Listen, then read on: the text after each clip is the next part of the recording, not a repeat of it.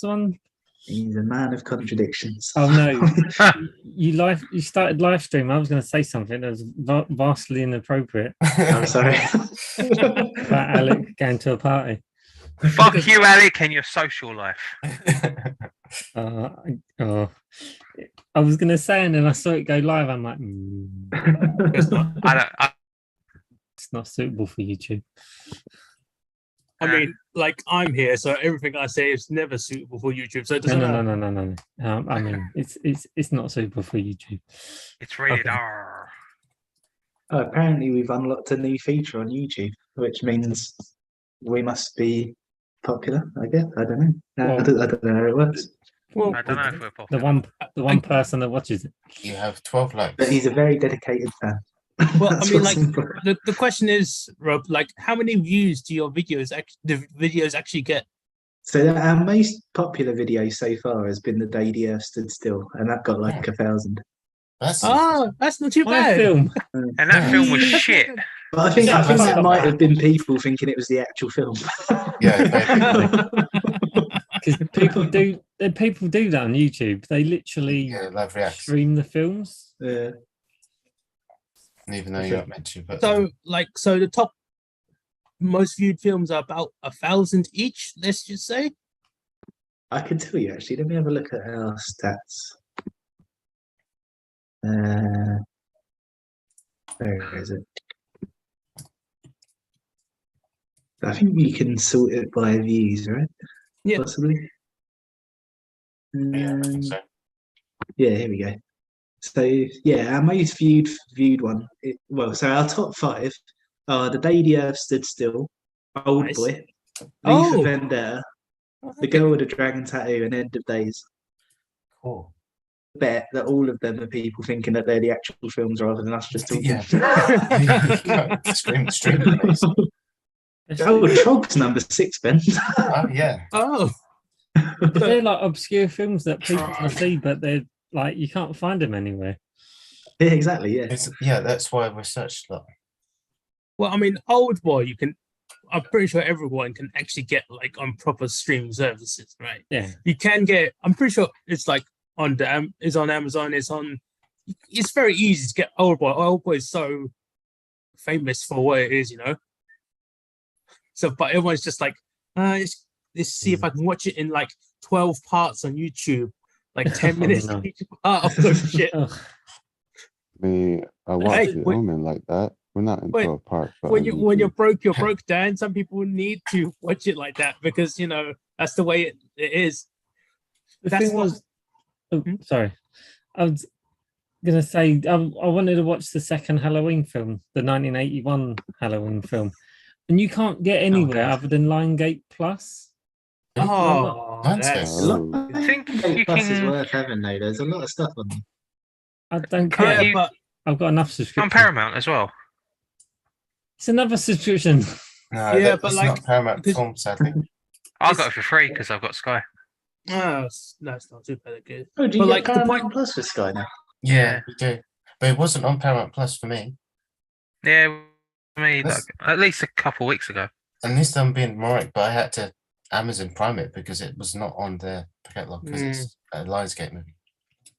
Yeah, Yeah. I mean, it's I must subscriptions say. on top of subscriptions. It's just like too Yeah, many, and it's just like It's It's just- subscription. okay. In any case, it's like I've got the Amazon, and I can buy or rent most of them. Well, that's not true. Actually, I buy quite a few of the films because they seem interesting.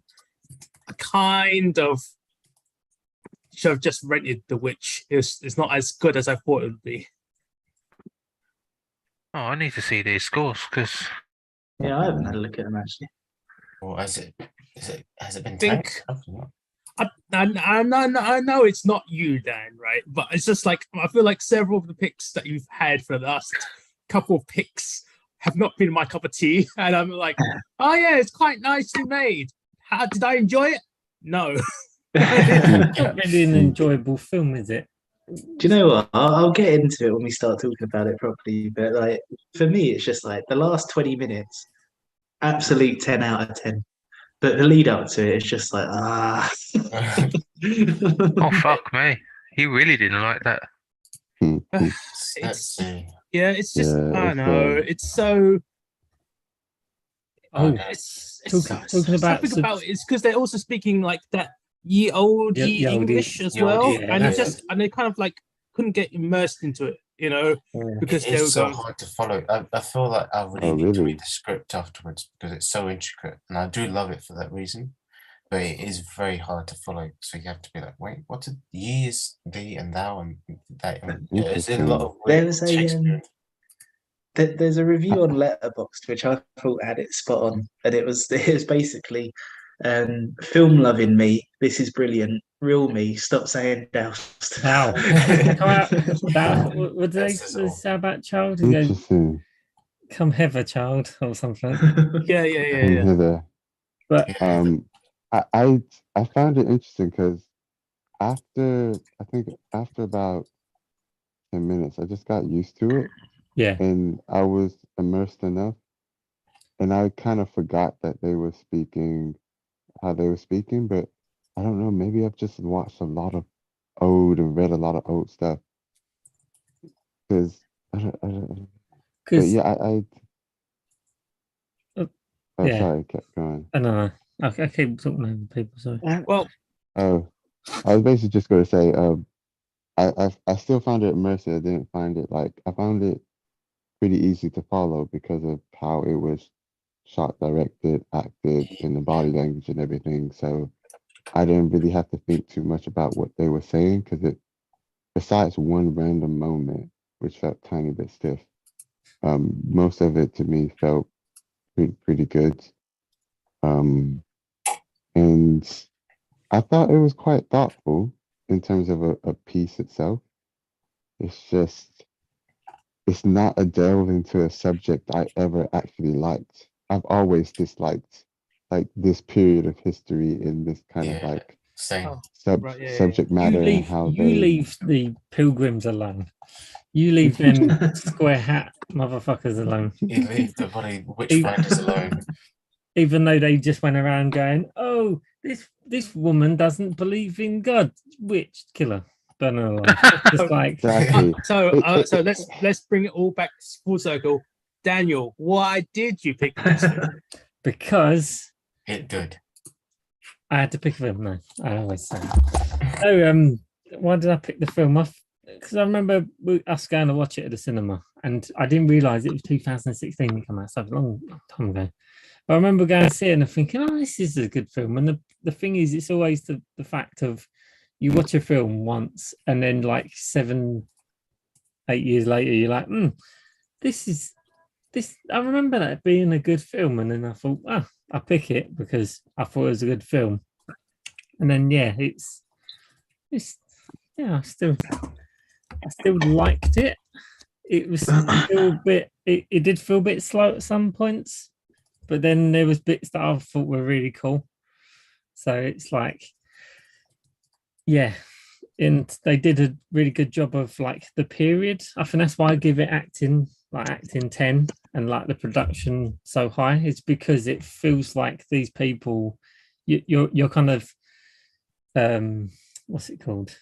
You're like watching like them real time as such. So you're there watching these people instead of it just being like a film where you're just, yeah. But yeah, I thought it was really interesting, and I quite like I won't say the period of time, but I kind of find like the witchcraft aspect is like interesting as well, like the way that the Christians viewed people that weren't Christian, and they just basically went around the world destroying things that weren't Christian, and it is I find it rather intriguing. Yeah, that's pretty much it, really.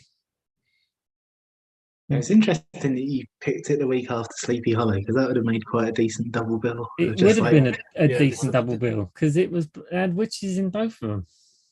Same time period as well, same place. I don't No, think so, it wasn't. bro. Yeah, because that's Sleepy Hollow is like at the end of the 17th century, which is like pirate era, whereas this is the 16th century. Yeah, I because think these there's still like the formation of America, like that kind of period in history. I mean, like this is like, I mean, essentially, I mean, the film is set in New England and it's still like in America, but these people Yeah. are still quintessentially English. They're Yeah. very like They just said even there's something.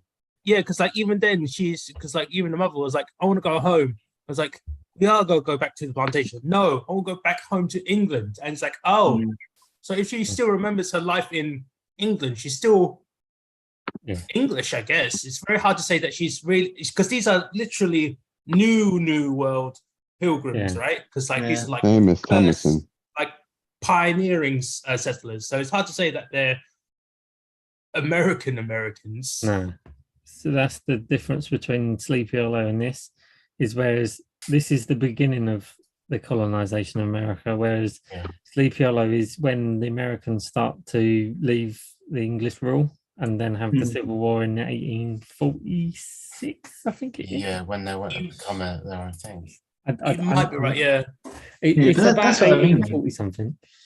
Yeah, that's what I mean, because it kind of like bookends that part of history. It's where like England first started effectively invading America, and then it's right up to when America sort of forms its own country at the end of it.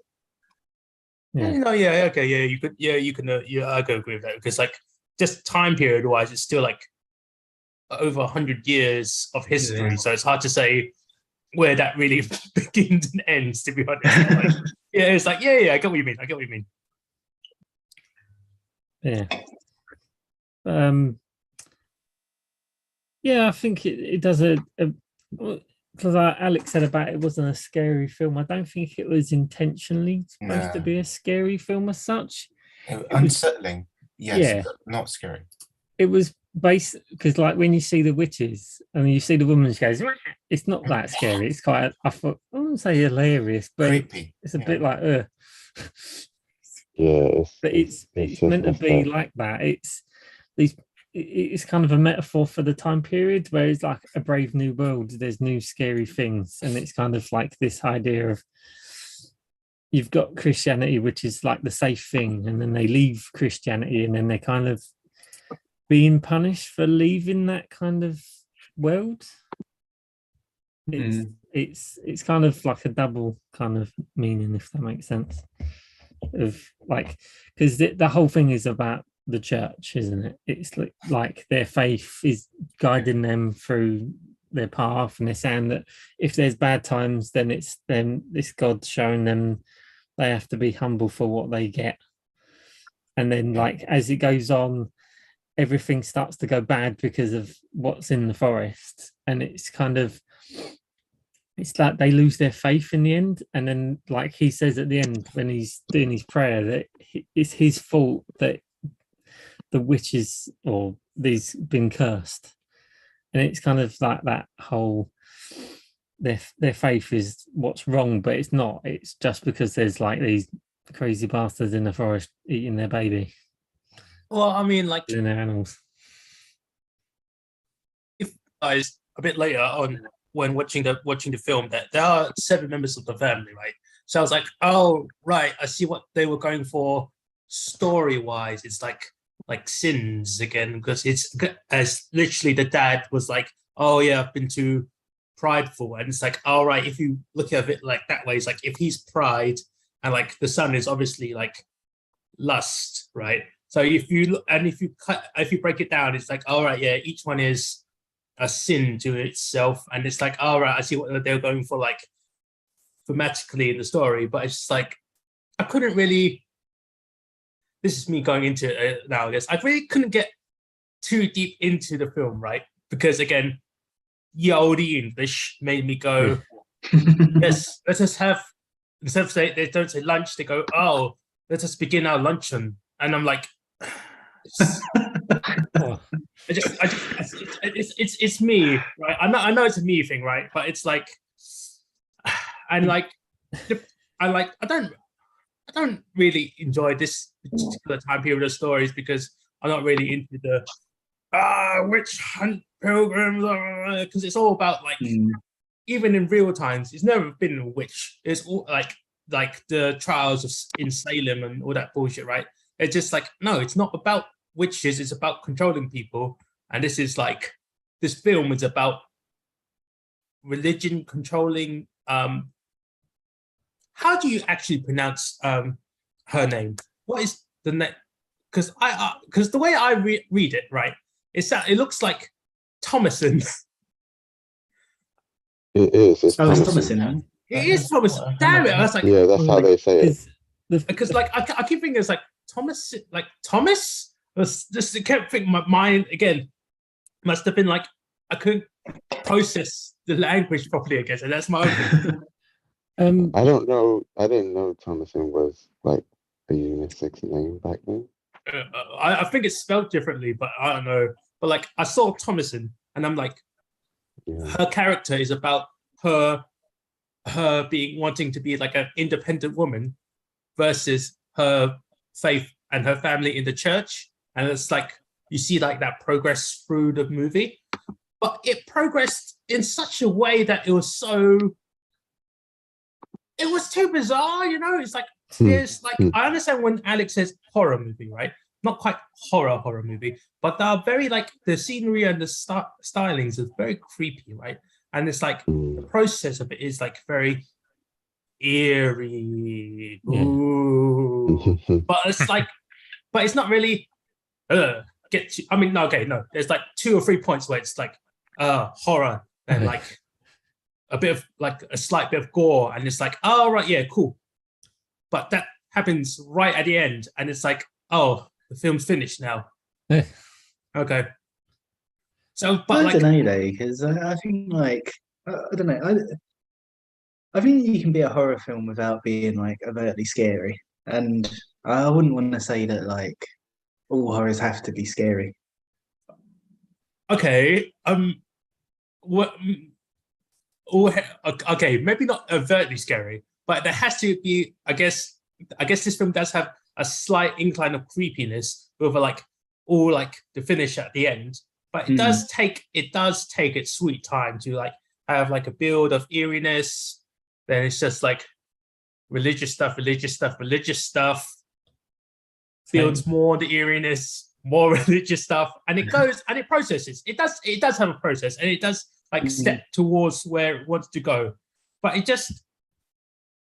because I couldn't get immersed into it, it made me just go, okay. Weird. Yeah. Yeah. The language thing was I remember when we watched it originally in the cinema, and the language thing was like, it's like, especially when the dad does these monologues, and he's talking, you're just like, I've lost track. I don't know what's happening, because he's just like blah, blah, blah, blah, blah, blah, blah, blah, and you're like, yeah, what did he say? But yeah, I find it's the same with like, if you've ever read H.P. Lovecraft, he uses like old English words for descriptions, and I'm like, I don't understand what that word is, but I kind of get the gist of the like when you kind of read, have to like. Yeah, but you need a like, dictionary to read Lovecraft. What words would you say? wait, like when you say Lovecraft, you mean like Call of Cthulhu, right, or stuff like that, right? Yeah, but that's always been but that's like less oldie English. Well, no, sorry, I'll take that back. It's oldie English on purpose because it's supposed to be cultish and like very ritualistic, and so it's like, oh, it gets mixed up within itself because if you have people doing weird pagan rituals in Lovecraft, because Lovecraft just hates all ethnic people anyways. Yeah. it's oh man, look at man, if it's Reanimator. If you read we had a Reanimator, conversation about Lovecraft, man, Jesus Christ, it's gonna take fucking ages. But like in any case, it's old English because it's supposed to be cultish, and if it's cultish, it's kind of like runics and like mumble jumble words anyway, so it becomes mixes up again. I wouldn't say that. Really, I'd say it's more like he uses words that are were probably used back in the 30s to describe things and like as a meaning, but now we use different words that are a bit more simplistic. So yeah, when you read that, you're like, "What the fuck is that word?" But then I just carried on reading, and I'm like, "Okay, I'll get the context of what Yeah, that but is I think because of the." isn't that just because it's old fashioned, right? This is again lunch and saying luncheon again. Yeah. because it's just Come it's hither, completely- child. no, it's not That's what that. got It's me. not. Well, okay, yeah, no, that it's Come just hither. it's just the way that it's done. I don't know how to explain it. But yeah, I think it really works within the setting and the film. It's kind of the I don't know. I think if you change the setting and you put in a different like time period, say you put in modern day, the story still works. The views on Christianity and stuff. Well, you're right. It could work in like middle America, like this one family lives in like cut off from the outside world. I think that's all you need to be cut off and be isolated. Yeah. And then they can all things run around their minds and get paranoid and superstition, folklore just run rampant. So I understand that. Because it's a folk tale, isn't it? So it's kind of and most folk tales are based in like cautionary tales, like, oh yeah, if you're bad, then the witch of the forest is going to come and kill you. It's kind of like the Hansel and Gretel kind of. They're supposed to be kind of like the scary stories you tell people to like either stop them from being bad. Like when she says about, oh yeah, I'm the witch of the forest and I'm gonna. She's basically scaring them, but because they're stupid kids, they fucking believe her. Oh my god, the two twins. Oh my god. Oh yeah, the little shits. They were the worst. Ironic thing about it all, like the twins, like obviously the father's pride got them in the situation, but the twins were probably the start of bringing all that mess. Like obviously they didn't really know the witch did her thing, and the kind of kids didn't know what they was doing, and kind of helped it all come in. And then in the end, what really annoys me is the fact that one of the kids who was like the best behaving one ends up going, you know what, F it all. And I'm just like, this sucks. Anyway. But fuck yeah. Oh my god. I forgot how annoying they was. Little shits. The worst bit is that you don't even see them get killed at the end. They're just dead in the shed. Yeah. The girl comes out and that's it. But yeah, I just like, oh my god. They're the worst. They're just they should have gone first. But I no, think they're a little bit of a, I don't know, that kind of character is kind of a trope of sort of period dramas, though, isn't it? Like you always have that kind of annoying. Little shits, yeah. just oh, and I was gonna say, I think it's I don't know if this is a thing or not, but because they're twins, would it not be like a bit of a what do they call it? Like back in that time, they was always superstitious about everything. Wouldn't twins be like a sign of something like Oh, I think like, witchcraft, I feel like there's like like an oddity? it's not really like witchcrafty, I guess, but they do say like twins have like something to do with like the supernatural, I guess. But they never say witchcraft because if the twins were already witchcraft stuff, they would have been kicked out of that town, village, place True. ages ago, to be honest.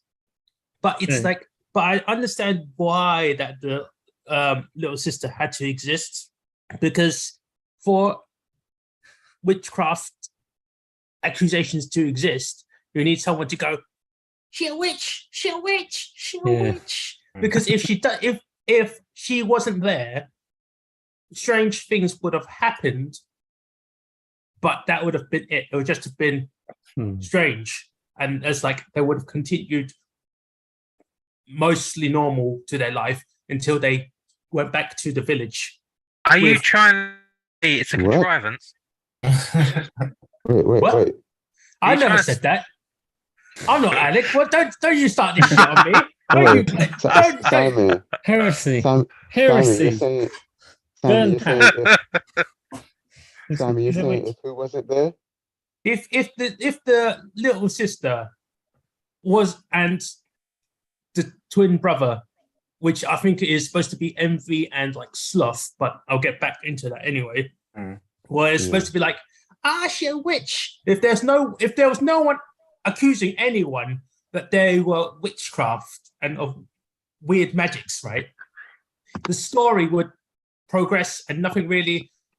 There would be no like other stuff. The mum wouldn't be crazy, and like all the other little bits and they would have been able to go. Okay, sorry, I didn't want to cut you off. Sorry. I was just saying, like, if the little girl didn't accuse the older sister, the mum wouldn't have been like as crazy on her, and they would have went back to the village, and like only 2 of her kids would have died, not all of her kids and herself would have died. It's like, it's so stupid, right? But it's like, it's because people go witchcraft that they go, oh right, yeah, there's a witch, but there wasn't one. She became one later, sure, but like at top point of time, there wasn't. Fair enough. I still like I agree with you, but also like slightly disagree with you. What you call it? What was I gonna say? I was gonna say it. The mom still would have hated Thomason to a degree because of Sam. And that's just always gonna be like that, even though she was starting to forgive her. But And I get what you were saying about the kids, but the kids were basically like manipulated and encouraged to say that by the goat. They had been back and forth with the goat for quite a long time before we even realized it. We're oh only wait, yeah, seeing I the guess I get results. you. Yeah, that Billy Goat, and oh no, let's say the twin character wasn't there, then oh wait, yeah, that doesn't make sense. Obviously, if they weren't there, then besides the baby, like maybe Caleb still would have gone off in the woods eventually, and that would have happened. Yes, if it wasn't for the twins though, the last part of the movie probably wouldn't have happened because it would have been, oh, very sad, like you said, and go to the town, give away Thomason. I can't stand this girl. She's blah blah blah. I know something's wrong. Like, so things would have still been different, but yeah, kids obviously still would have died. It's a, I don't know, it's just messed up. Yeah, I guess. Sorry, sorry. Oh, sorry. Yeah. But We're making conversation. the bit with the when they steal the baby, that woman, she's a fast runner. For an old hag, she's a fast runner. Wow. Did you think that fucking Yeah, but she's got plus- supernatural powers, isn't it? well, true, she's magic, but At She's the end, they were fast. even floating. We all float here. I'm just like, what the crap? Like, oh, Yeah. saying that, Pat, Yeah. did you listen to this like on the TV or headphones? No, Watch this film. no. No, which what one? did you? Sorry, you've lost me. Repeat that. How did you watch I this on watched it on TV mute. or on headphones? I just I watched it through the TV. Phones. Okay. The reason why I was gonna say when I was listening to it through headphones, it reminded me of what's that game where John was saying as well to you, I'll listen to it through headphones. It further immerses you because the character has schizophrenia, has all these voices. Hmm. What was that called? Senua's Sacrifice. Yes, I think so. Yeah. Hmm. There's like basically it's similar. Like right at the end, you hear all these voices from left to right, and it just reminded me of that. And it is unsettling because I'm listening to it in headphones, so the voices are very close and intimate. And I'm just Yeah, hearing it's all more of like them. intense. I'm just like, man, this is. I hope I sleep well. Yeah, This the is- soundtrack this was is- pretty impressive. It was very, very unsettling. I slept like a baby. I haven't slept yet, so yeah. Yeah, Alec wouldn't have got that because he doesn't watch or listen to anything with sound. So One of these films I found unsettling. What'd you Oh, say cool. about? One of these films I found scary or unsettling. Oh, none. Okay. That's None. good. What do you mean that? Like all these horrors that have been picked. Right, I feel like you're missing out, Leo, if you've never found them scary. There's only one let's try to film. be the hard man. I There's may only- have at some point, but I think There's only been one I'm film sort that's of got me. So Pat. Go on. I was gonna say there's only one film that's got me where I was like, oh, I don't like this. And it was the what's the ghost one? Is it Tale of Two Sisters? Mm. You know the one with where the woman's underneath the fucking cabinet. Yeah. Yeah. Fuck A me. Tale of Two Sisters. I had to keep pausing the film. Because I'm like, I know what's gonna happen. I've got to psych myself up. And then when I played it, there's the bit where she's in the bedroom and she's walking around. I'm like, no. That got me. I had to watch A Tale of Two Sisters in daylight. I had to watch it like first thing in the morning so that I didn't speak myself out too much before bed. But the fucking Oh, bit when man. she's underneath the cabinet, I'm just like, oh no. Well, I have to watch these films at night, the lights off, just to sort of get some sort of immersion. But I thought he was gonna say No, to that's- him. It's quite scary. I think I'm just desensitized to horror. Like, you look at what was Rob that I found funny? Well, you love The Exorcist, don't you? Yeah, The Exorcist. You find This you when I was a that's- kid petrified me. When Rob picked it, I thought it was a comedy. Well, I mean, That's okay, so- it's also such an an- older film, right? So it's a bit unfair. Oh, Yeah, So I think it's sort of grown from in terms of things now, from a horror there was to a parody, and that's not a takeaway from it. Like, it's a fantastic film, but that's sort of view horror now. so there's three films that in this, like when we've watched them, that I thought to myself that they're like the most, I wouldn't say scariest, but they're like the most disturbing. iconic films to be like it's like scary films. One was The Omen, The Exorcist, and Texas Chainsaw Massacre, because they've got like this reputation. When I watched The Omen, I'm like, what the fuck? This is so not what I was expecting. Like the bit when the bloke the steeple falls down and gets the bloke, I was like, this is what the fuck is this? Yeah, The Exorcist. I have a story about The Omen, actually. Final Destination. inspiration. Yeah, Oh, it okay. inspired that.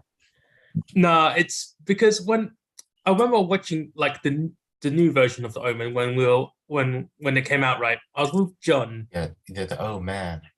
Well, no, it's that I made John jump, and it's 100% my fault, right? Because I don't mind scary movies. I do feel like it's a bit creepy, and I go, ugh. And I sit down in the cinema seat and I'm eating my popcorn, right? It's when they went to the graveyard, and then afterwards the dogs actually, because there's a bunch of jump scares in the movie, right? But they're very purposeful jump scares, and you kind of know they're coming. I didn't know that would be a pack of dogs like come and attack the protagonist. So I went, but my elbow went into like John's ribs, so he fucking freaked out, and all the popcorn went fucking went everywhere. I was like, what the fuck did you do that for? I was like, oh, I just got a bit scared. I didn't mean to make you fucking jump. And it was just like, then we realized, oh no, we were those fucking kids in the fucking cinema. That's really bad. It's like, oh no. But yeah, certain levels of jump scare and certain levels of creepiness. If someone touches your ribs during a jump scare, you really fucking jump around. Honestly, if you've ever been to the cinema with me, which Ben and Pat have many times, and Rob, literally anything is a jump scare for me. The If there's a loud noise. best one for Dan is at the Rusty Lion Gate thing and in the intro to Annabelle. So what? What? Do you know the Lion's Gate for horror sort of use a rusty gate sound? Oh, right, yeah. There was one time that fucking jumped out of his seat. You No. know, the one that I remember for Dan was, do you remember when we went to the screening or preview screening of Green Lantern? Yes, I was going to say that because I jumped 3 times in a row, and then by the 3rd time, I was on edge thinking, "What the fuck is going to happen next?" Because it literally was bang, something happened. I'm like, "Oh fuck!" And then something else went bang. I was like, "Oh god!" And then the 3rd one, I was like, I was literally on the edge of my seat, going, "Do not do this again," because I couldn't take it. Were The stress- you just sitting near the speaker and like the bass hit you and you went, No, because that- wait, I can't remember. It's literally the start of the film, and I think We're talking I can't remember what about happens, Green like, Lantern. something That's it. falls. Ryan Reynolds, Green Lantern, right? Yeah.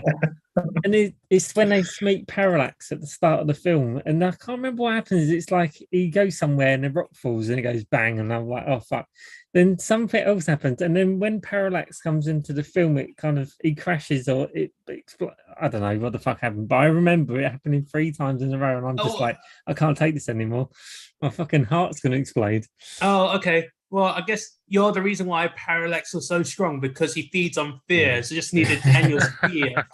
But yeah, like Venom. but Big Ben literally was the victim. any loud noise, whatever film, if it was Thor or fucking Batman, if there's anything that's a loud bang, I just fucking jump. Okay. So yeah, jump scares. I don't really. I think they're a bit stupid anyway in films because it's not really horror film if they're just It's a relying on bit jump lazy. scares. It's lazy when they resort to it.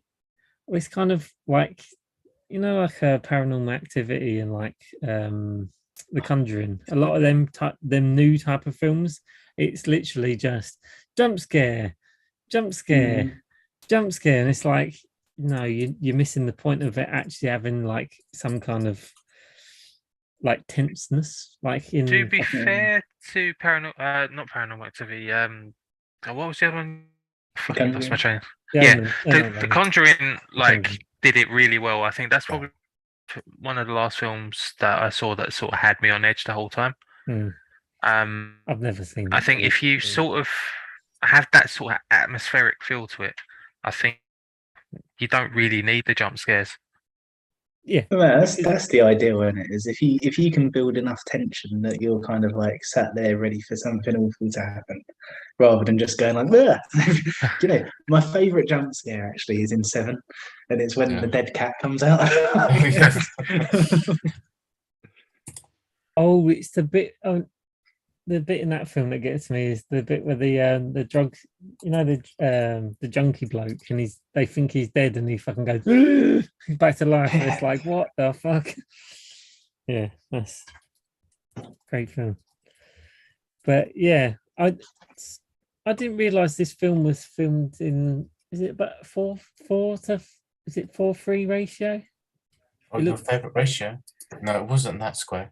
Or is it? Yeah, funnily enough, the last time we spoke about ratio, it was Robert Eggers film. Yes. No, It's a square. not square.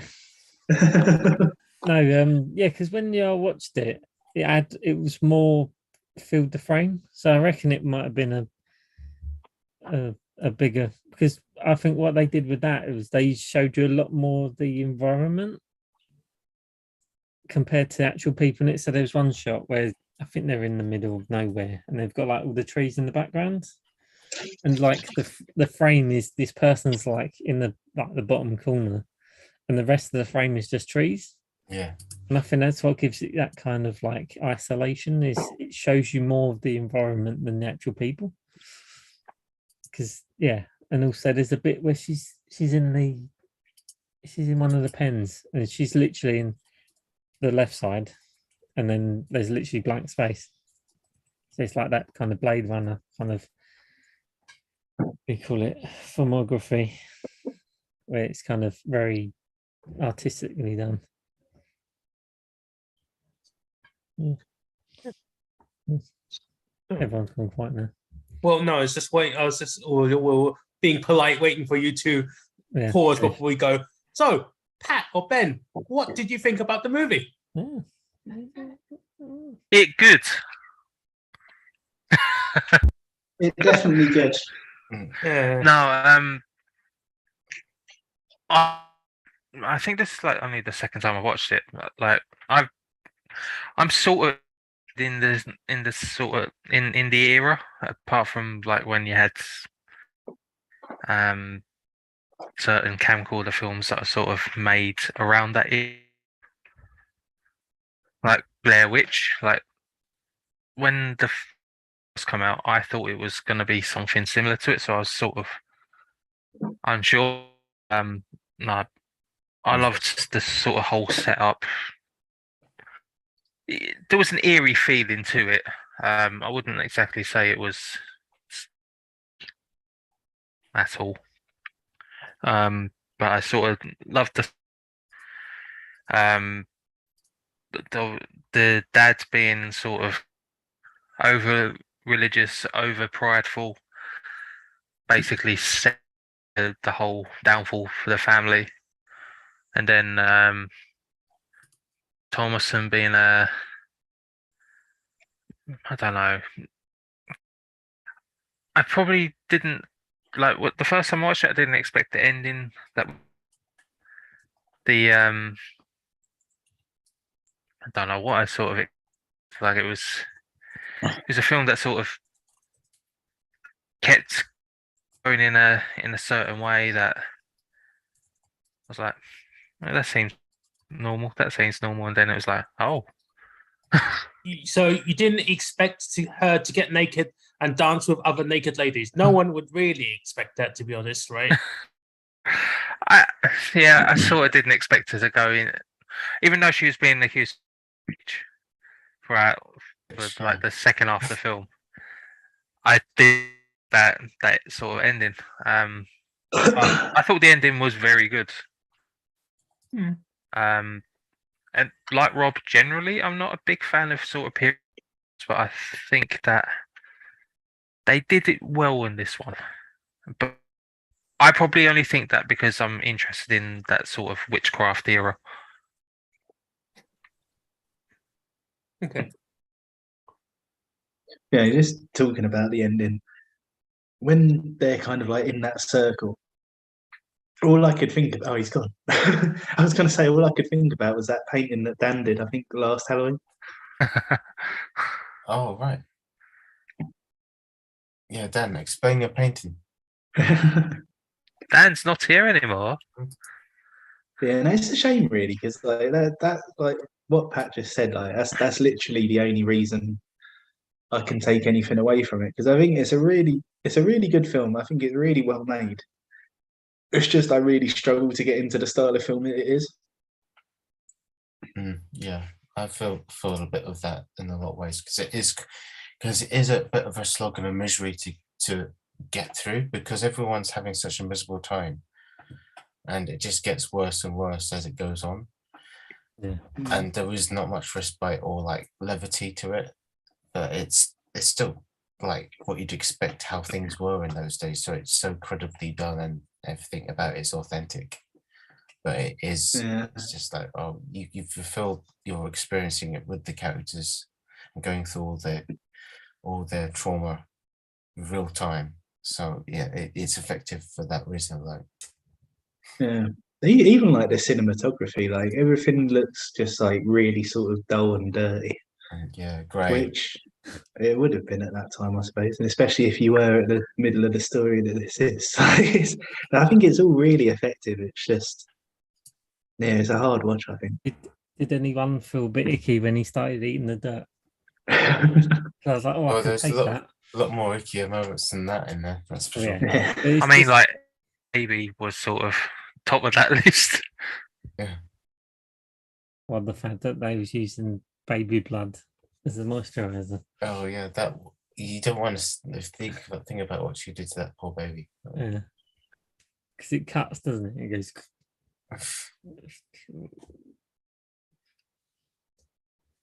Yeah. I was just saying when you left, Dan, that all I could think about in that end scene with all the witches was your Halloween painting from a couple of years ago. Oh, the one with the demon. Yeah, the one summoned by a scented candle. Scented candles. Yeah. But yeah. Bit different context. Different context, but that's all. That's what my mind went to. But yeah, I kind of the bit I really liked in this film, and I think it's the most symbolic part. And it's kind of I don't know if I tried to do a painting or I had an idea about doing a painting. And it's the bit where she talks to Black Phillip, and she's like, "Oh, if you can talk to me, I want talk to me." And he starts talking to her, and I'm just like, "What?" So I remember being in the cinema, I was just like, "Oh my god, it's actually Satan, or whoever it's supposed to be." And then you see the hand touch her shoulder, but I don't know if it was too dark when we saw it in the cinema, but I didn't realize you actually see his face. Oh yeah, sort of. You don't really see his face. You see like that much. You see like you see a little bit of a smile, which made it creepy. That's the reason why it's because like the transition from when she's talking to him is like goat feet, then man's boot. Yeah, because as it walks across. Then after is a guy all clad in like very like sort of like fancy dark clothes. Yeah. So it looks like it looks very nice, and he offers her the taste of butter, which I didn't understand. Like when he goes, "Would you like to live deliciously?" I was like, "All right, yeah," because that's obviously the devil like tempting people, right? So I just don't understand. Do you like the taste of butter? And I was like, huh? What? Like, I've heard milk and honey. Like the taste of milk and honey is a very Christian phrase, but the taste of butter. As somebody who's had to give up dairy, that scene hit me. It's the devil's temptation, man. You can eat margarine, I guess, but like it's not the same, I guess. But it's just the way that he said it. Because do you like the taste of butter? And it's like you made it sound really weird. I just don't get it. Fruit. They can't afford to get butter made, can they? Yeah, but butter back then is like it's probably second to sugar. Sugar was white gold, and then butter was that really rare kind of, you spread it on anything and it makes it taste amazing. Yellow gold. Yeah, but gold is yellow. You made it sound really bad. Just get Ben to say the lines. Saying that, the dad's voice, I thought it was really good. Oh yeah, it's very distinctive, isn't he? Yeah, when he first started speaking at the start of the film, I was like, that's some good voice. I thought it was Gerard Butler for a second, right? Really? Yeah, because I thought, it kind of sounds similar, but I was like, oh no, obviously Gerard Butler he's they're both very like British actors, but it's just like it's just not quite. Might have been like from the same sort of like area, and their voice kind of sounds similar, but I was like, it's got that deep, raspy sort of like voice, and it's like, oh yeah, that's a very, very like ear catching voice, and it's just like, yeah, it really stands out, it's very powerful. It's like it really suits like the father, head of the household sort of voice, and it's like, yeah, it's good acting.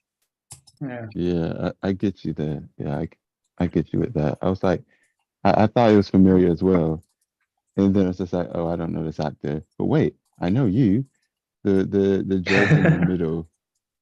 the one who's judging them in the middle before they cast them out, that actor, he's familiar. He's from other stuff, but he was the only one I recognized in this film. You know what I'm talking about? No, I have no idea who you're talking about. Wait, you didn't even recognize Anya Taylor-Joy, Who? the main girl. Yeah, Tommy. Are you Maybe like very vaguely familiar. He's Wait, in where's she from? Queen's What in? Gambit? yeah, Queen's But Gambit, she's been in the quite a chess few thing. things. Yeah, and I haven't seen the Queen's Gambit. Well, Fair enough, fair enough. I haven't. She was but I've in still- Last Night in Soho. She's in The Menu, which is coming out soon. All I right, haven't yeah, I seen really Last want to watch Night in that. Looks Soho, so but I saw good. the trailer. That's Yeah, really So apparently maybe it's quite that's good. where. So maybe that's where I might have seen her in the trailer of Last Night in Soho, but obviously she's not going to stick in my head because I didn't see that film. She's in Um, as well. she's She's in in what? what, pal? She's in Peaky Blinders. She plays an American. Oh, I haven't Oh. seen that either. weird. Though I've heard great things from the actor himself as well and Camilla. I I highly think it sounds recommend. like it's great. Cool. It sounds great. I don't know. I don't know. It does sound good. It's not Camilla's thing though. Yeah, that's fair. But I have to get the name of the guy. I'll find out because he was the only one I recognized, and he's only in the film for like 30 seconds at the start. Okay. Bless you. Thank you. So, are we just gonna? So we just gonna jump right into it, right? With all the creepy soundingness and all the weird things you could do by paying peekaboo near a creepy forest that you don't know. Julian Richards. Sorry, what? Julian Richards. Oh, yeah. if if I send you a picture of him, you'll be like, oh, that guy. He's the Do you know, governor. I always thought, I know it's not, because I know it's Andy Serkis, but I always thought he was Snoke, just because he has, like, the face for it. Oh right, he could be the Snoke that isn't CGI. Yeah, yeah. Oh yeah. Oh yeah, But I know yeah, the one you mean. Yeah, he's yeah, been in a lot this of British stuff. yeah. So as soon as I saw his face, I was like, wait a minute, I know you. Oh Don't know what I've seen him in. familiar. I feel like I have seen him and stuff. Yeah. Yeah, he's been in a lot of stuff. And I just can't forget his face. He's got a very distinct face. I guess it's kind of like Thingy from Antichrist, Green Goblin guy. Oh, Wrong Turn. That's what I'm... I can't remember what I've last seen him in, but it was a really good role where he was in most of him. Anyway, So, talking about the movie again. Sorry, the level of creepiness and like the level of what this movie was. It got to that point because when the baby got like, well, witched away, and like afterwards you saw like prepare the baby. The sound of the music got so fucking loud when I was watching the film of the squeaky sound of the, and I was like, yeah, okay. Why is the sound getting louder? You don't need to make it more louder than it is. You only needed it to get a little bit like, you just needed the sound there just to realize, all right, that's what the sound is. But the sound got louder as it progressed with the music. And it's like, okay, we get it. You're making you killed the baby. We get it. Jesus Christ, fucking. There's no need to go so fucking deep into it. Jesus. Yeah. Yeah, as far as like ASMR goes, it's pretty extreme. Oh, oh yeah. Sorry, just to add to what I was saying, I know where I recognized him from, and it's not from something maybe probably any of you would know, but basically, for probably about 11 seasons or many seasons, he plays the Grim Reaper, like Oh, the Reaper, like the head Grim, like yeah, the head Grim Grim's Reaper, Reaper. yeah, in Supernatural. Oh, Supernatural. Right. Yeah, you see him every now and then, but he's very good at acting his part. You never forget him, and that's why I recognized him. Even though obviously he would have been in other stuff, including apparently Man of Steel, which Oh, I don't really remember him in. oh, But whatever. was he in one of the Kryptonian council members right in the beginning? Probably. I bet that's He was Lorem. yeah. He sounds like Right. Kryptonian. Yeah. Cool. Anyway, I diverge. Yeah. Digress. I meant. Sorry. Yeah, we diverged this digression. So Simon said about the music getting louder. Was it the same in the Lighthouse? Was what the same in the Lighthouse? Sorry? The music. I think it's the same dude, maybe. The sound. Sure, to be honest. It was just fucking weird. That film's strange. No, it's just that it progressed slowly of the sound and the music, but it got so loud that it really tried like, thank God my house isn't got like surround sound or anything, right? And it's like, I could feel like my TV like vibrating for a second. I was like, you did? Okay, then. I was like, music, then cuts to the next scene. He's crying, wakes up. The boy wakes up and he's like checking out his sister. Yeah, that's Christ. It's quite This is what happens when you live in the middle of nowhere with your own family. No, it's not. What the fuck do you mean? Yeah, I would hope it's not. I don't know experiences you've had, Dan, but what? I don't think any of us can relate to that. Yeah, I've never. I mean, like, I get it, right? He's a growing lad and he's curious, right?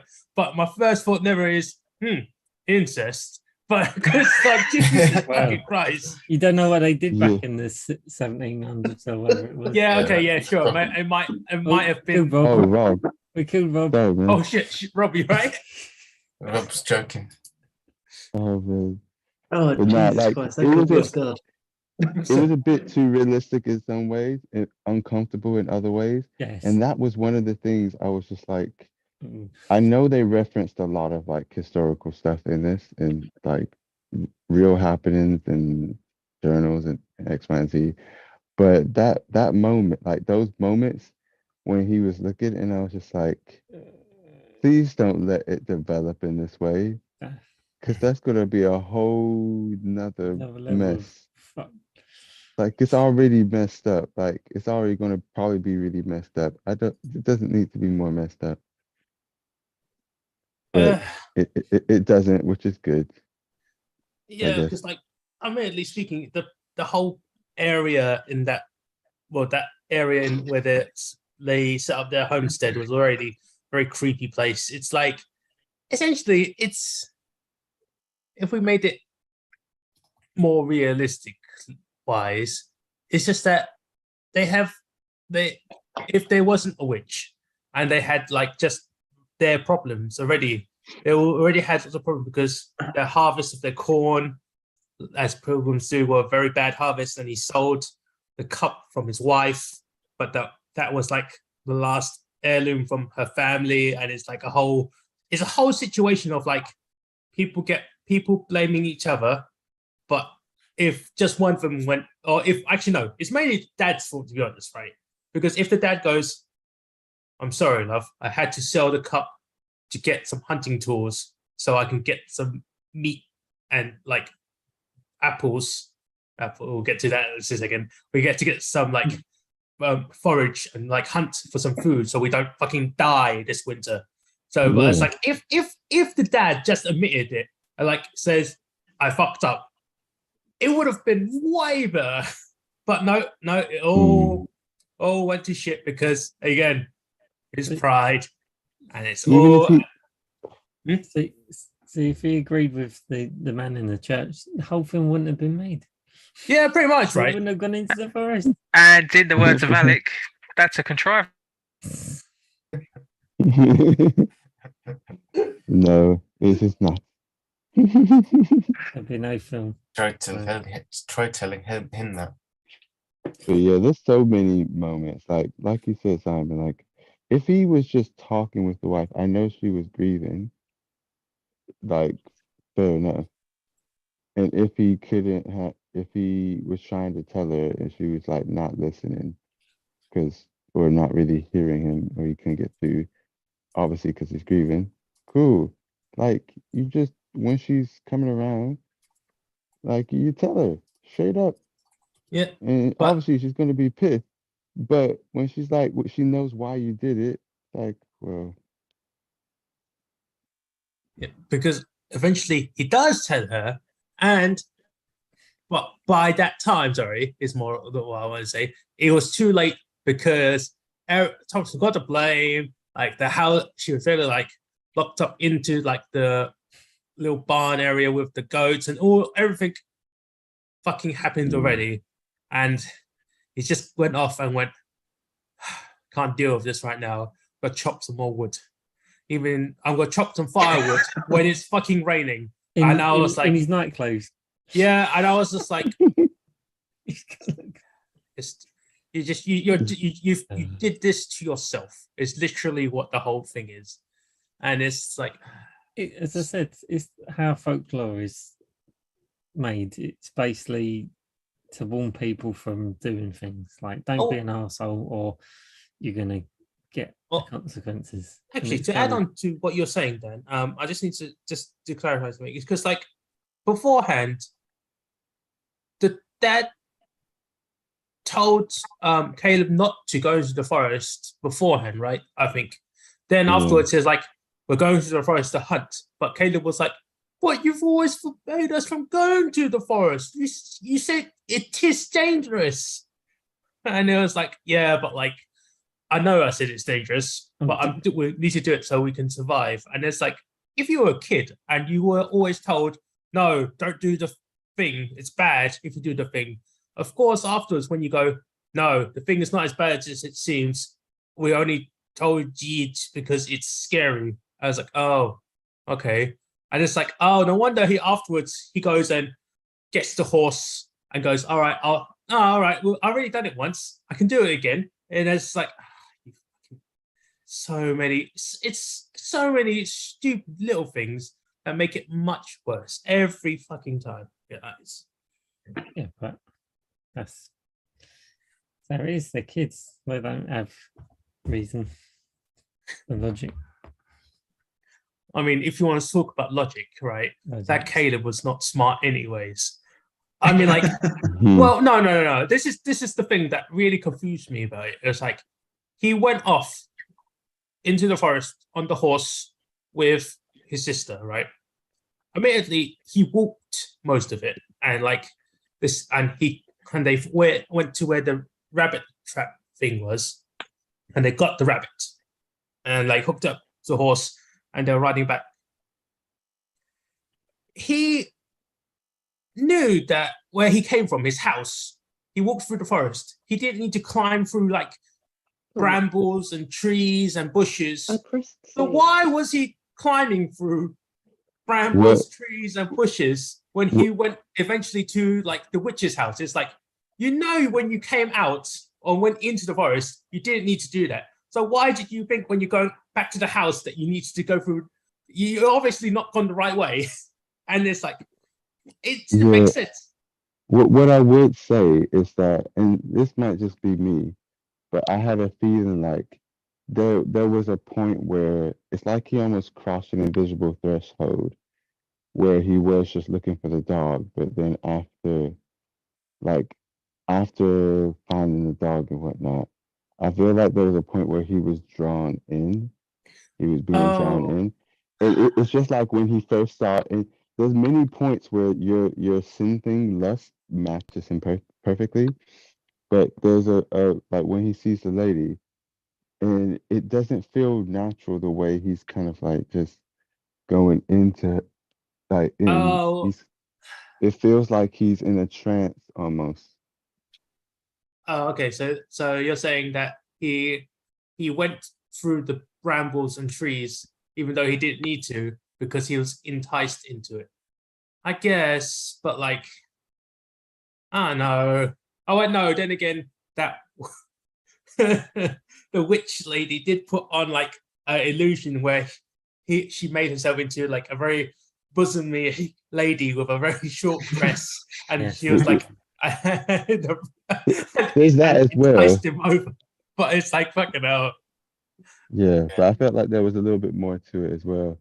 Random, Camilla just showed me the main actress who's on the cover of Bazaar, or in a photo shoot of Bazaar at the moment. It was at Harper's Bazaar Woman of Hop- the Year. Harper's Bazaar, what? Woman of the Year award. Oh, she got the Woman of the Year award. I have no idea. Cool. Maybe. So great. So I guess very timely pick. Then. No, Mm. no. I would like to ask: was that witch the one that bewitched the baby away? Twitch. No, Because there's multiple actually. Sorry, carry on. because we know at the end of the film there's like a whole coven of witches, right? So I don't know if that witch is the same witch or there are multiple witches, if you get what I mean. I think it's the same witch throughout the film, because when you see it at the start, she's all like haggard. So she's like an old lady. See the old lady ass. And then at the end of the film, when she's eating or drinking the blood milk, whatever it is, she's the same person with the same face. So Oh, you mean like the goat milk, the blood goat milk stuff? Yeah, because you see her, I'm sure she's drinking it. All right, yeah, but all right, yeah. I was good. I think the idea is when you see them go off into the forest and you see the other witches, that the witch in the main witch is in the center. Which is which? And I think it's the fact of it's just showing you like there is witches. It's like the whole realization of, oh, there's this terror like this. Because remember, you see the Black Phillip as well. So it's kind of like they're showing you that there's more. It's not just like one person who's just, or they're just imagining things. It's actually like one of them horror trope moments where it's like, oh, there is evil. Whatever. Yeah, I think there's just one witch throughout the film, and then at the end you just see multiples because the other ones look younger. But when you actually look at, try and look, you see that they're much younger than the main hag, as you'd put it. Yes, but I did really like the goat with Black Phillip. He was a terrific animal actor. I really like the scene where the two kids are chasing him, and it's like you've got like a low angle camera behind him that's kind of like it's almost shot as if it's like a racing car. Yeah, you're right, it is, isn't it? There's just a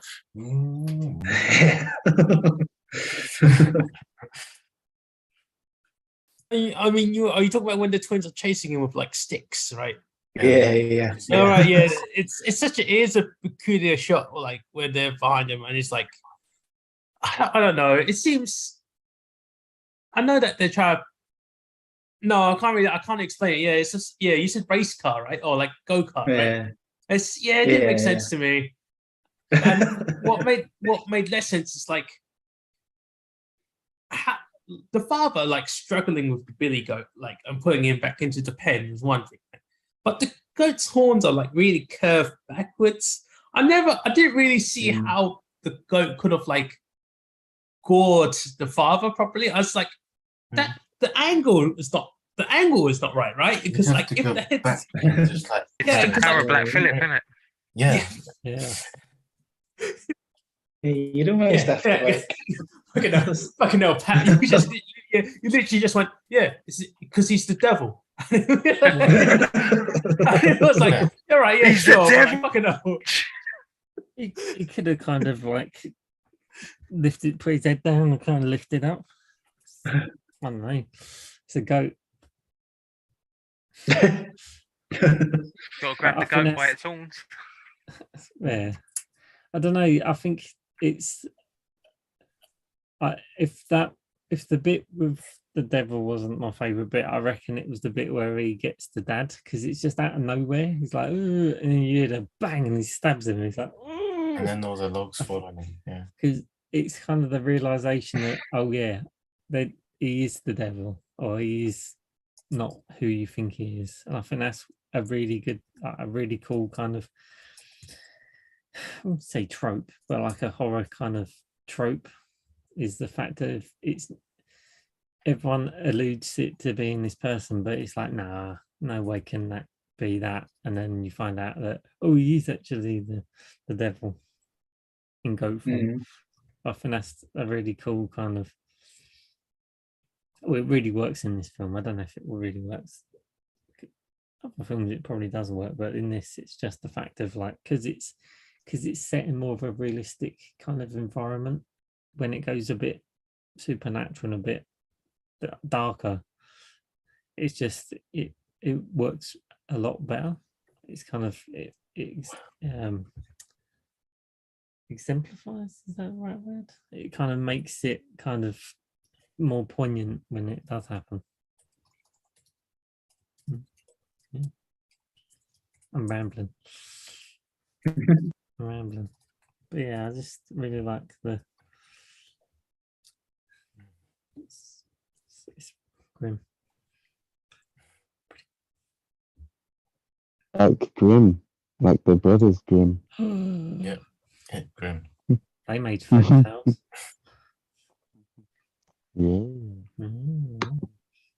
I just want to make one thing clear to everyone here. Goats bleeding through their udders is actually a very normal phenomenon, right? It's actually scientifically proven that that's what happens sometimes. It's just a cycle they go through because of like cows do that as well. Goats do that. A lot of like milk breeding animals do that because of like just because of what's happened. So that being then accused of witchcraft was unfortunate because it's just like, at that time they didn't know science for milking, That's basically what that whole thing was, though, isn't it? Like, it's sort of, in those times, it's like, you did something that we can't explain, you must be a witch. Yeah, but like that point was to say that's science, and that's unfortunate because they didn't know about the science. What my other point was like, feeding. Well, I don't even know if feeding is correct, right? Her feeding the crow or raven that was pecking at her nipples was not. That was fucking, what the fuck was that shit, right? That was like, I saw that and I was like, is she asleep or is she not asleep? Is this like a very weird hallucination? She was under an illusion due to the witchcraft. But that she was all, especially when you because you see it, don't you? She wakes up and it's bleeding through the shirt. I'm just like, oh my goodness, this is just all messed up. But it's also like bad coincidence because like the goat starts bleeding, and at the end of the day, if the kids weren't going, oh yeah, blah blah blah, which obviously they don't know nothing because they're just really young kids. Like she would have gone and said, "Oh, the goat's bleeding," and the parents would just be like, "Oh, it's whatever, it happens." Well, I don't know. They might have been like, "Confess your sins, girl. Say to the Heavenly Father that you have sinned and all that shit." And it goes, back into the I mean, And all if the that goat, shit. if the goat was bleeding, probably not. I think what made it worse was that the kids were acting up and doing all sorts of madness while the other kid was dying, Oh, and it was just too much for both of them. And then they start trying to grasp at straws and be like, "But this doesn't make sense. The only thing that could make sense is you." It's just like, but that doesn't make sense either. Why would it be Yeah. me? Like, Yeah, do you see? It's just it's like, it's a bit confusing. Although I do like the sort of like metaphor, or the I don't think metaphor is correct word. What's the word I'm looking for? The context of why there was an apple in his mouth, because essentially he was lying about going to get apples for his mum. So it's like very symbolic. Sorry, yeah, that the apple was I forgot about that. yeah, it was actually the thing that's got stuck in his mouth. I was like, oh, right, yeah, because that's a very symbolic, like, situation. He goes, oh, yeah, I was lying about getting apples for you. And, oh, actually, here's an apple because of my lies. And it was the thing that got stuck in his mouth. And his dad had to, like, break his jaw. You're fucking, like, get that apple out. It's very gross. Ugh. Yeah, that was yeah. I don't know. I was thinking about it afterwards because obviously, like the whole sort of like forbidden fruit thing, but I wasn't really too sure on it. Oh, actually, thinking about it with the fruit, maybe because he was giving his sister the eye. He had the apple. You know, like Adam and Eve, forbidden fruit was the apple. The point. I don't know. It's probably because he was, as you said, lustful, and then that witch woman gave him a kiss. Yeah, then afterwards it was kissing normal. Then afterwards the old granny hand Oh, grabs his head. I was like, ugh, that's weird. You know. It's the fact of when I watched it again, I'm like, don't go near the fucking thing. Don't do it. And then yeah, he fucking. Well, I mean, like, oh, yeah, you literally just went, no, you horny boy, don't go near the sexy lady. That's literally it's like, oh no, he's a growing horny lad, and he went over to the sexy lady. That's what happened. Oh, Don't do it. Yeah, You know what this? not worth You know what this story needs, Pat. what? Geralt. It needs The Witcher. Geralt, The Witcher. Witcher. Actually, you might have seen the TV show if you actually watch it, but it's from the video game. It's like it just needs him to come in, just like Chop her put head them off. out, yeah, and then Now- go about his day. There's a question about what's happening, right? But if we're talking about The Witcher, this is a very quick tangent of who shouldn't go there. Henry Cavill was being replaced by Liam Hemsworth, right? No, was it Liam Hemsworth? no. I thought it was Chris. Oh, he's not? Yeah, it's Quit. Liam. It's And Liam. Liam Hemsworth is taking on the role because Henry Cavill, because of creative indifference. Oh, yeah, okay, yeah, Robert, yeah, admittedly, yeah, that's always, yeah. Because, like, when people said it like that, right, and I was like, and I looked at Liam Hemsworth, I was like, I don't mind if you become Geralt, but you must keep your facial hair. If you shave, I'm gonna be so fucking pissed off because Geralt, because if it's him in the later seasons or him in the later books or games, right, he's got the beard, right, so he should look a bit more grisly with the beard. And like, if you keep the beard, I'm fine with you. But if you don't, if you shave, I'm gonna be so goddamn annoyed. This doesn't look right. I'm still going to give it a chance, like, because I love the character from the games, and obviously the way the TV series I've really enjoyed as well. So I'm not going to sort of jump off the band so many people have with Henry Cavill going. Yeah, I still need to watch series 2. That's good. The Witcher is good. It's good. It's not. I wouldn't say it's as detailed as like the games or No, like nowhere the near. book, right? because like I feel like the games are actually a little more detailed than the book Oh because yeah, you can choose, definitely. because you can choose your own adventure slightly in the games. You can change it around. The Also, games take don't- like 180 hours to complete the story. That's So, why I haven't like- completed it, because it just takes so much time. It's But like it's Oh, you're playing it. but Nice. it's so fun though. Like because like Yeah. fucking grim. It's such a grim game. It's probably more grim than this fucking film. It's great though. Have you gone with the part with the baby? Witcher? Yeah. The dead baby. What really? Yeah, the dead Oh wait, baby. no. Sorry, I Okay. take that back. Certain story elements are definitely are quite grim compared to Why? even this film. But like most of it, because you're the characters, you can always like get out of it. But yeah, it can get really a bit really fucking grim sometimes. Well, yeah. The idea is it's like a medieval England, or no, medieval kind of setting, but it's like hyper. So everything's just horrendously worse. Yeah, There's yeah, yeah. fucking, like there's magical creatures that live in a swamp and they're gonna eat you. Well, it's Like- no, Dan. It's not even. It's not even that stuff, man. or the It's- dragons it's- or the fucking it's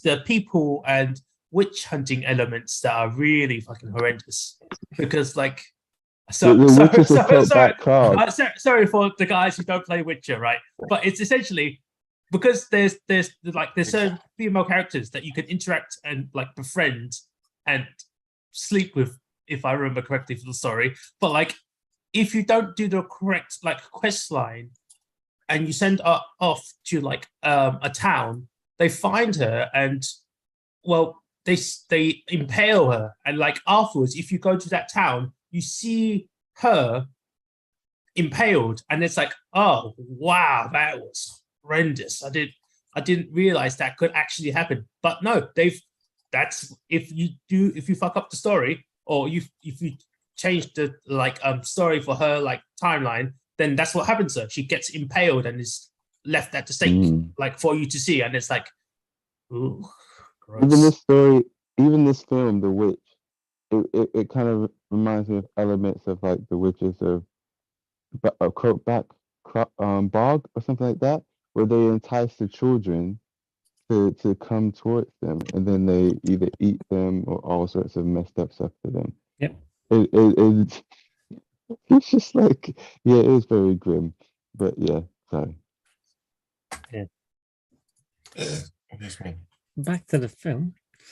I'm gonna start off with Back to the future. people's favourite scenes. Rob, Whoosh! Rob, what's your favourite When the girl scene? went whoosh. My favourite scene is actually one that you mentioned earlier.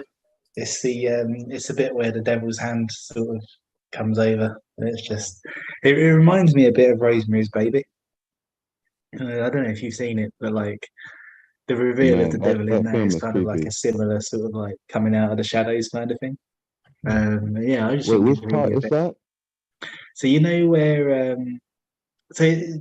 the shot is that it's basically kind of like a head-on shot, and there's like pitch black behind Anya Taylor-Joy, and then you just see like a black hand sort of do that on her shoulder, which is just completely faded into the black background, and then you just see a tinge of her face behind her. Oh, but which moment was that? Is that right at the end? Yes, it's like sort of 10 minutes before the end, something like that. Is that when she's like reading the book? Yeah. Oh, That's, I didn't notice that. I think it's just like it's such an effective visual because it's like it's. So what I really like about it is you can just see the face like just enough that you have to kind of like lean in a bit, and it was really it's a really uneasy feeling for me because it's like, oh, there's something scary there, but you're like leaning into it to see what it is, and it's like, I don't know, you almost feel like manipulated by the film, which you would be because it's the devil. Yeah, I think it's really effective.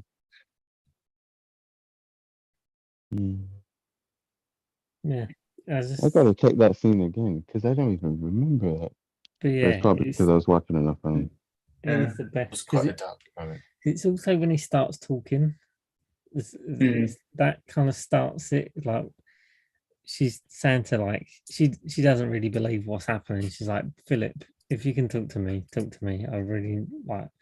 I like kind of. I've had enough of this. And then he fucking starts talking to her, and you're just like, what the fuck? Like, everything was real, and it's just complete. And then that's when she kind of turns. She's like, okay, Yeah. sure, I'll sign the paperwork. It's like, oh, and when he says about, oh, I'll guide your hand, and then it cuts, and then she's walking through. So good. Ben, what's your favorite scene? Best thing was probably, I think the scene where there's a few that have, well, it's hard to say, but the grimmest scene that is the most interesting and most not grim. Probably where what's her name? And Anna Taylor-Joy's character kind of like intimidates one of the little twins. And by the riverside, and just before that, where she's just like bonding with her brother and they're just chilling by the stream, and then obviously the little one of the little shits comes up and just tries to like poke fun of her being witch, and then she just tries to scare the bejesus out of her, you could say, and just tries to intimidate her in a way like, oh, just shut up, we just enough of this bullshit, we just want to be left alone. And you could see that's her moment of just being like, I'm just losing my wits end and kind of thing. So it's quite a relatable moment. So I did enjoy that whole moment by the stream. That makes sense. Pat, what's your favorite scene? My favorite scene is probably when the twins start chasing after Black Phillip. I do think that scene deserves a special mention, to be fair. I think it's a really cool visual. Like, Rob mentioned it earlier, and I was like, "Mate, this is your favorite scene," because I love that scene. It's when you see what happens later on in the film, it makes that more interesting. Oh yeah, because it's literally the devil. Yeah, who's sort of, and obviously the twins, they're basically been taken out of it when their brother dies. I just, that scene was fantastic. And I sort of quite, well, I wouldn't say liked, but it sort of set the tone, was the witch and drinking the baby's blood. I thought that was really well done.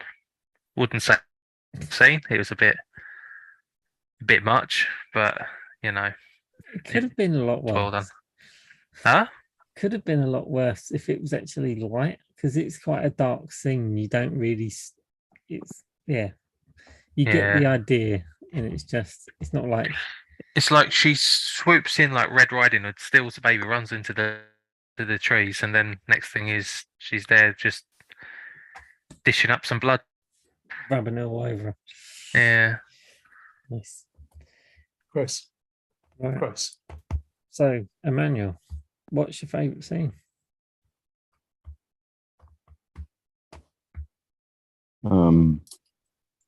Sorry, I was trying to put my camera on. I'm trying to find that scene with the goat. I saw the scene which you talking about, Rob. I think I must have just forgotten about it or looked away for a moment. But yeah, I saw the hand where Black Phillip turns into a man, because I guess he is the devil. Yeah. Or a demon, whatever. Doesn't matter. So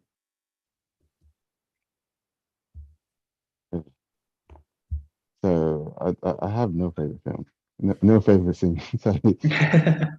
But if I have to pick one, most poignant scene stuck out in your mind. I was about to get into that. The one that kind of just, I guess, epitomizes everything, even though it's part of the film I dislike the most, what's the most kind of sad or disappointing is right at the end when you see the main actress and the visuals, the lighting, the surrealism of everything, just everything built up to this moment. That whole kind of scene at the end is just, it's crazy. But I think it's really well done. So yeah, I picked that film. I mean that scene. Because it is quite bizarre. Like you go through this whole film and it's quite a realistic kind of gritty, dark, dank kind of feeling. Then they start floating up, and it's like, what the fuck? It goes a bit bizarre, but then you think about it, it's all like magic and shit. So yeah. I mean, that's kind of like what you expect to happen after you meet a goat that talks to you and offers you butter and how to live deliciously. But it's just like all of this, though, admittedly speaking, it is interesting because my favorite scene, or maybe one favorite segment of the scene, is right at the end near the credits. Like the beginning of the credits, it has like a little like disclaimer at the beginning where it's like all these accounts from like diaries and like court summons and all that stuff from real life.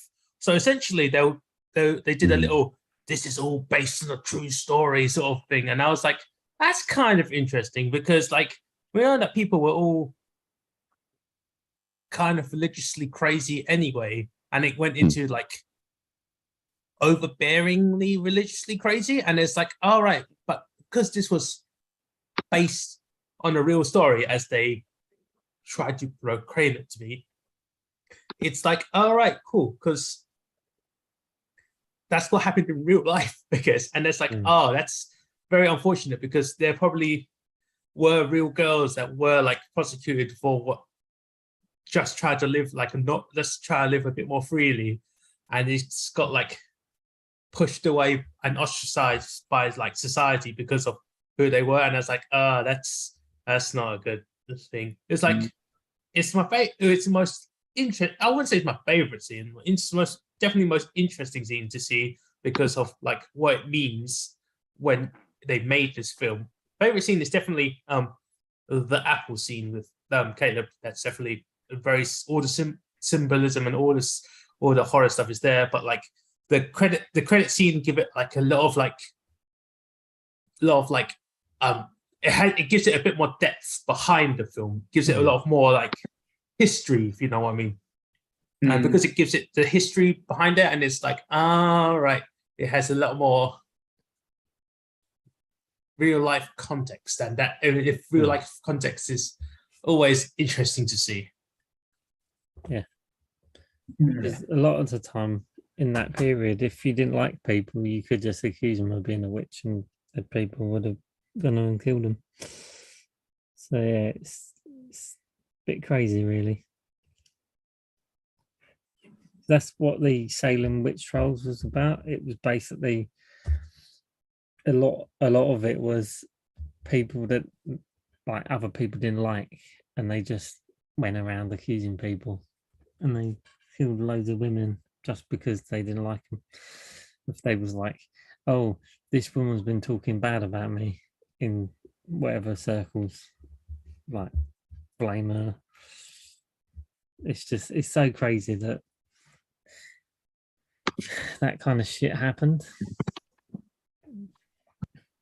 Yeah, that's kind of religion, and then kind of being, say, narrow-minded, but not knowing the world as like everyone being a bit more free thinking. It's kind of when you're told this is the good way of living and this is a bad way of living, and if you do anything that's out of context or out of that kind of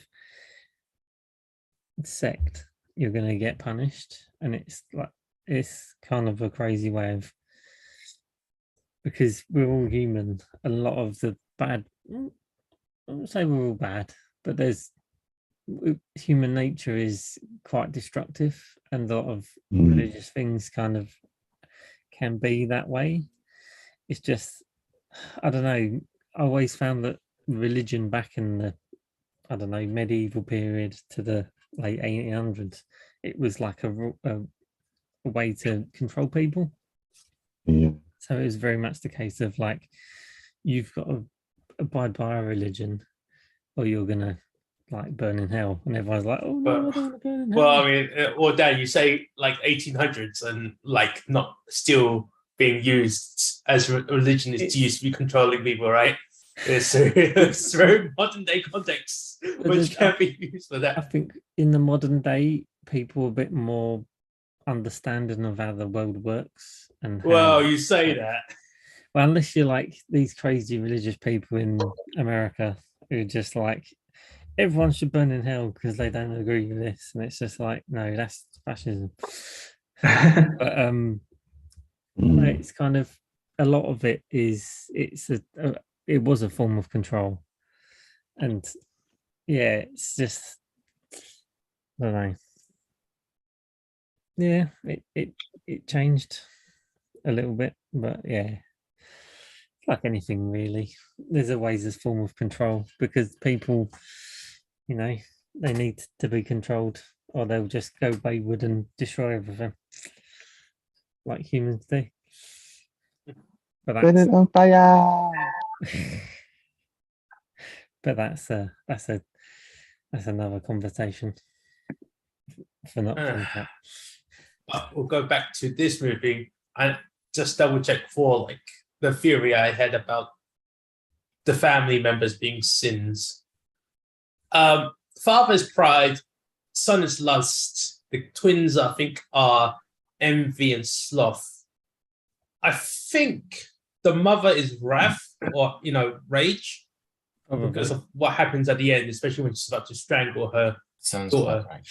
And like, I think the baby is supposed to be gluttony, but I don't really think a baby is sinful because it's a baby, right? It's not really the idea for it. Yeah, but that leaves. What would be the seventh if it wasn't the greed? But then I think the girl is greedy in it, because like she afterwards she gives up her soul to become part of the coven and like gets everything afterwards at the end, so that she would be greed. But it's like, I don't know, I feel like it has like a context of my this is a very like shot in the dark theory, right? It has a context there. I'm not sure, because like there's a basis around it because of the way that the story is developed, but it doesn't seem to have. Sorry, I'm stretching. Late night. It's just that it seems it could have gone further for what each character could have done, especially twins, or more precisely, especially the boy. The boy didn't do anything, and like literally in the story, did he have any lines? I don't think he had any lines, right? No. Yeah. He was just there. He was asleep. And afterwards he prayed, I think. But he didn't really say anything. So again, that's why I think he's sloth, because he just fell asleep and pretended to be asleep. And I was just like, okay, that's just it's just that, I guess. They did do chanting. They did, when they was outside and they was chanting about Black Phillip and they was okay. Fair enough. He was chanting along with his sister. So that's, yeah, I guess. But like, still, the story is just a bit weird. Because like he's not actually there, and he's just like, well, no, he's there, but he's not doing anything. So that's it. So, any final thoughts? I think it was. You could say it's excellent. Very tragic. I think that was reaching. Come from someone who says bad jokes. I think the writer of Lord of the Rings would be proud. But yeah, it's Tolkienish. What? Because it's If grim. you read the Silmarillion, you'll understand what he imagine the witch, but actual incest, and then just everyone dying or killing themselves. That's some of the stories in the Silmarillion. That's just one family in the Silmarillion. So it's just like sometimes he does tragic and just goes crazy with it. And you're just like, man, this sucks. Everyone's dead. I mean, Emmanuel, but that's still like medieval-ish times, right? Like if you were talking Yeah. about the Yeah. other popular TV series of House of Dragons, like that's literally all just incest stories anyway, technically speaking. I see. I don't watch House of Dragons. And I stopped watching Game of Thrones at one point. And the TV show was kind of annoying me. I'm gonna like finish reading the books at one point, but the TV shows that I don't know. How can someone die in a straight line? Sorry, it's always gonna piss me off. In a straight line. Sorry, the archer. No archer is gonna run. No one in those times is gonna run.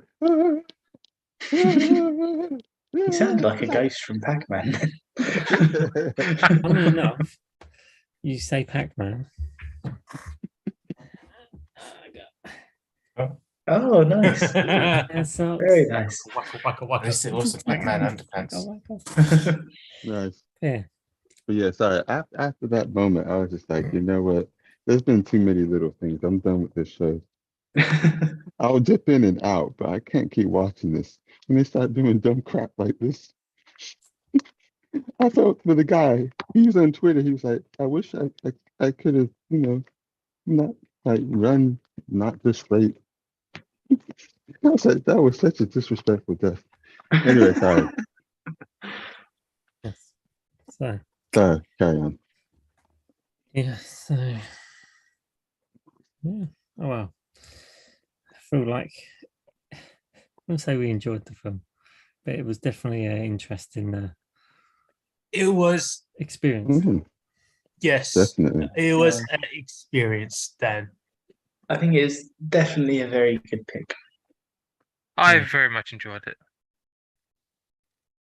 It wasn't too bad, like some of Emmanuel's picks. Oh, what do you mean by Dan's that? last pick. Not bad in the sense of a bad film. I mean, like the content in the film being like, oh god, this is just awful. It was kind of like a less repulsive Antichrist. It is. It's like It's like a tolerable Antichrist. You don't see anyone mutilating each other. I guess. Kind of. Do I have a disgusting movie like this in my pick list? I think I have. Dan. Who? Oh, sorry. What were some of the films you were thinking about? Sorry, I was off for a moment. Well, Old Boy. When you find out his daughter. Yeah, but that wasn't Emmanuel's pick. That was That's Pat. That was Pat's that's pick. Pat. Yeah, I was picking that I round as picked the other Capernaum, two in something the that was somehow trilogy. more depressing. Wait a minute. Yeah, but Old Boy was more competently made. I don't know. Capernaum was competent. It was just No, not miserable. Capernaum. The Antichrist. Oh right. Oh, Antichrist. right. Okay, I can. No, I think even Antichrist was competently made. It was just disgusting. But the thing about Antichrist was it had the same type of concept to this, where it had the idea of the witches, which I find really interesting. Yeah, the concept is the same. But you take that like little layer away, and then you've got the rest of the film, and you're just like, oh god. It just didn't. Yeah, the story was nowhere near as linear or kind of like well developed or like. Well, the fact that a or fucking anything fox like that. says chaos reigns. It was just like, Simon, if you get a chance, watch it. Oh Just make man, sure- I still need time to watch Love Exposure, man. Like, go give me a break. Oh mate. yeah, Love Exposure. You need to watch that too. Okay, but like, it's some classics. no, it's just that like film. you guys, because like these films are kind of gross and macabre, I guess is the word I'm looking for. I have a couple of movies that are like this. I'm like, but really, do I want to pick them yet? I don't really want to. I think anyone would be happy you didn't. but it's up to you. Yeah, okay. You- It'll be like my other choices for bad films. But first, let's bring some good films. I think the Well, worst. well, I say that the for my double bill, one is an action movie. The other one is I think I'm gonna make at least one of you cry movie. Oh, good luck. So just have in mind that I think it's a movie that generally makes people actually cry. That's like, I mean, real tears, not like, oh, fuck, that hurt my heart tears. Oh man, I hope it's not something I've seen already. Otherwise, I might just be like, okay, I can't watch this. The challenge is to make me cry because all these weirdos cry Weirdo. quite regularly. No. Yeah, if a film wants me to cry, I will happily oblige. If you manage to make me cry, then that's. So you're saying that we're not human beings then? No, it's like, well, no. All that means is Pat is less human. Oh yeah, that's sorry. you know, like last Okay. week, right? Last week, me and Rachel went to the Bob Marley musical, like as like a last minute thing, and nothing sad was happening in the first couple of minutes. But I nearly cried just because there was a kid on stage, and I thought his parents must be really proud. Oh my god! Oh, Rob. Aww. Only That's one nice. film club has teared me up. What? Not even Coco? Nah, You fucking there was- heartless and bastard. it was a Rob pick. Oh, big fish. Yeah, because it sort of Yeah. had personal sentiments to me. So Yeah, big There you fish is go. a lot. The fish was wet. But Emmanuel, what I was going to say about your films was the worst bit about it is they're really grim, but they're really compelling at the same time. So they're not really bad films. It's just they've got some really horrible shit in it. They're just Yeah, oh, like Capernaum. Definitely, 100%. That was hard. Do you know what? That Capernaum is my answer now for like, what film do you think is brilliant that you never want to watch again? oh, the It one used with to be The Shawshank Redemption, but now it's Capernaum. Is that the one with the little boy? Yeah, Yeah, the Lebanese. Lebanese Oh one. my god, that film. Oh god. that's up there. 12 Years a Slave for being very difficult to watch. Oh, Yeah. It was the bit at the end with the woman and when she gets her baby back, and I was just like, ooh. It's the bit that got me the most. I was like joyful that she got her baby back. But that film, yeah, I couldn't watch it again. Yeah. It's just too much. okay. But So, thank you. Yeah, you've got a lot of messed up films. Compelling. Except for Love Exposure. No, fuck that shit. No, I Love Exposure was one of my favourite, man. I thought that was brilliant. I don't know. It was The all fact over the that place, but it was brilliant. The fact that the main character is a pervert. Yeah, but I mean, I don't know. I was going to say, how many that films do sounds you know where that sounds happened? hilarious.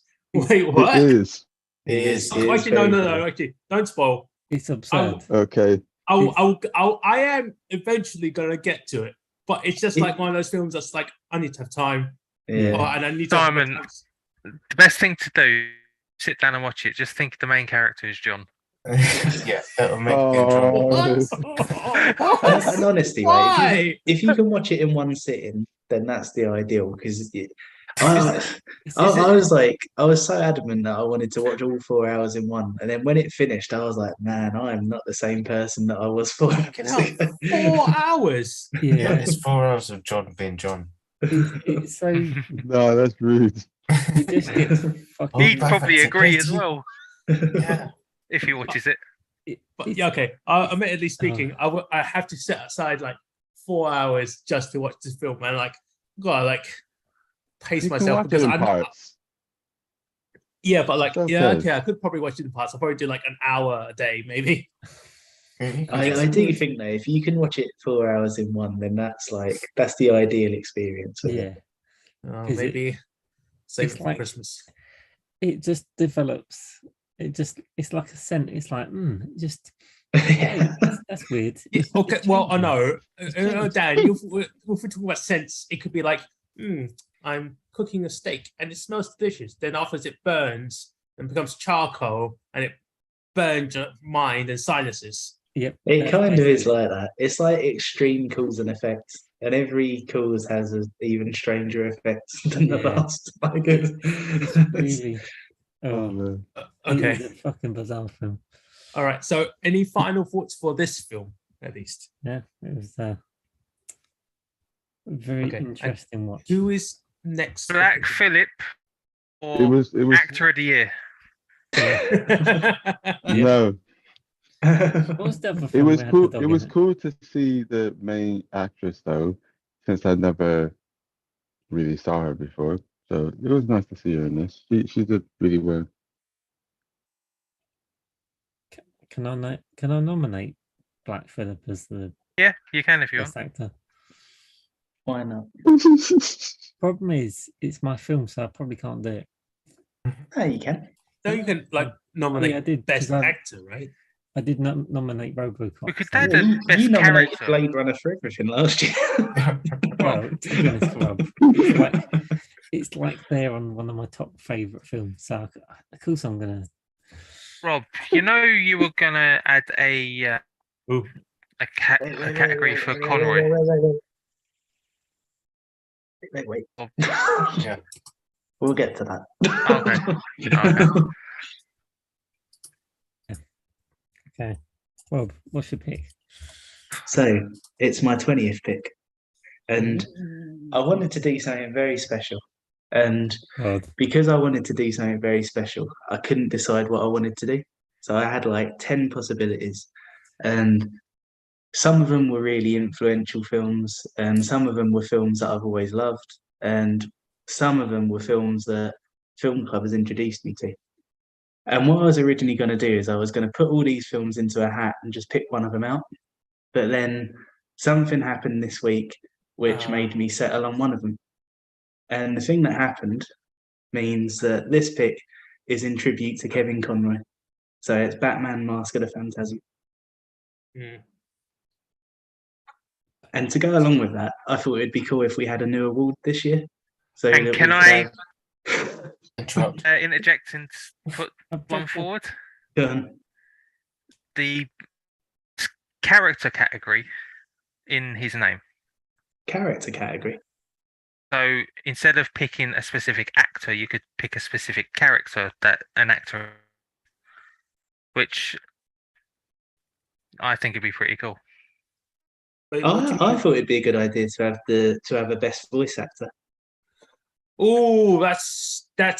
Well, I mean, you guys haven't actually picked that many animations for Film Club, admittedly. Yeah, but, you're very limited with that. and also like Same. for a voice actor, because like without making it too long, there's a lot of TV series. I feel like there are a lot of TV series voice actors that are really good as well. But just because they haven't done any movies, it kind of like removes it from like the category system, if you know what I mean. So it becomes a very, very good voice actor. It's a niche award, but I think it'd be nice. There's like I don't know, just like a little sort of like nod to him. Yes, admittedly, you picked like one, like the one.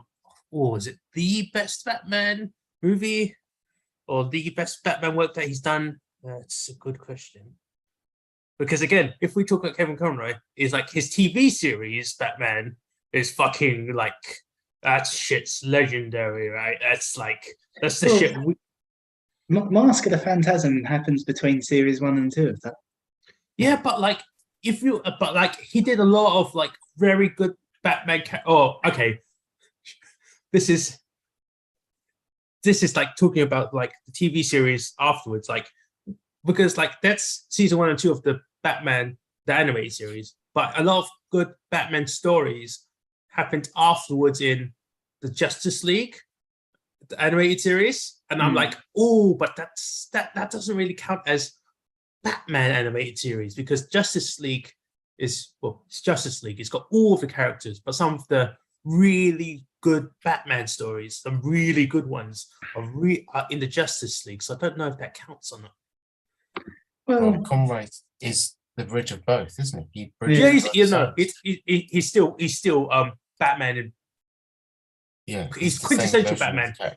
He is the Batman that all the other voice actors try to be, which is a statement. I think is saying like all your like Troy Bakers or Mackenzies or your like Goodwoods, but like all those other like Lego Batmans or Batman video games or all stuff. Essentially, every time like DC goes, it doesn't sound right. Let's get Kevin back, just because it doesn't sound quite what we want, and they always bring him back and he always does it because he's Batman, man. He is the animated voice of Batman. It's kind of like when they do Jokers, they have Mark Hamill's version of Joker, right?